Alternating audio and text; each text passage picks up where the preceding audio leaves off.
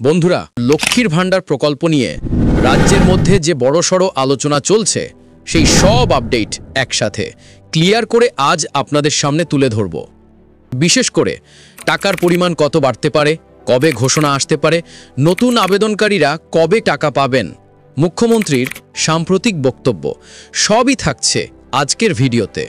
তাই বলছি, শেষ পর্যন্ত ভিডিওটি অবশ্যই দেখবেন। একটা তথ্য মিস করলে পরে কনফিউশন হতে পারে।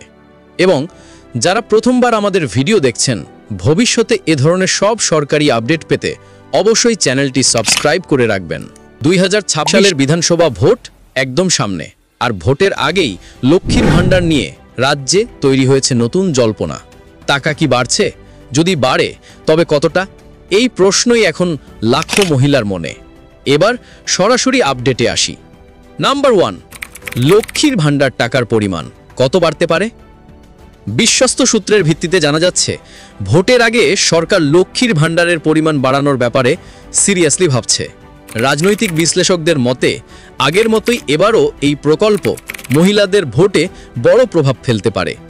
এখন প্রশ্ন, বাড়বে কত?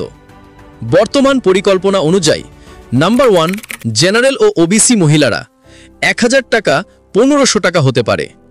নাম্বার 2, SC/ST মহিলারা 1200 টাকা 1800 টাকা করার প্রস্তাব উঠেছে। এটা সর্বোচ্চ কত পর্যন্ত যেতে পারে?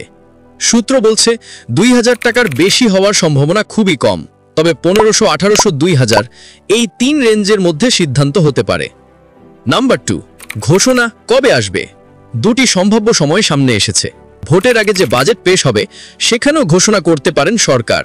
ভোটের প্রচার সভা শুরু হলেই মুখ্যমন্ত্রী বিভিন্ন সভাতে ঘোষণাটি করে দিতে পারেন। দুটোই সরকারের কৌশলের উপর নির্ভর করছে, কিন্তু টাকা বাড়ার সম্ভাবনা জোরালো, এটা নিয়ে আর সন্দেহ নেই। নাম্বার 3, নতুন আবেদনকারীরা টাকা কবে পাবেন? যারা দুয়ারে সরকার ক্যাম্পে বা পঞ্চায়েতে ফর্ম জমা দিয়ে বসে আছেন, তাদের জন্য সবচেয়ে জরুরি আপডেটটি হলো, মুখ্যমন্ত্রী স্পষ্ট বলেছেন টাকার সংস্থান হলেই পরবর্তী ধাপে নতুনদের টাকা দেওয়া শুরু হবে।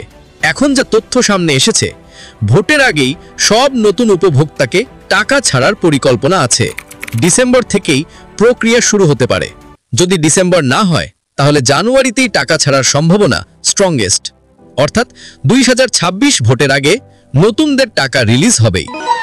মুখ্যমন্ত্রী বলেছেন, যতদিন মহিলারা বেঁচে থাকবেন ততদিন লক্ষ্মীর ভান্ডার চালু থাকবে, এবং যারা ফর্ম জমা দিয়েছেন তাদের জন্য তিনি নিশ্চয়তা দিয়েছেন, যে জমা দিয়েছেন তিনি টাকা পাবেন। বন্ধুরা, লক্ষ্মীর ভান্ডার নিয়ে যা যা আপডেট এখন পর্যন্ত এসেছে সবই আপনাদের সহজ ভাষায় বোঝানোর চেষ্টা করলাম। টাকার অঙ্ক হোক বা নতুনদের টাকা, বড় ঘোষণা যে কোনো দিনই আসতে পারে। ভিডিওটি যদি আপনাদের ভালো লাগে অবশ্যই লাইক করবেন, আর সকলের সুবিধার জন্য বন্ধুদের কাছে শেয়ার করতে ভুলবেন না।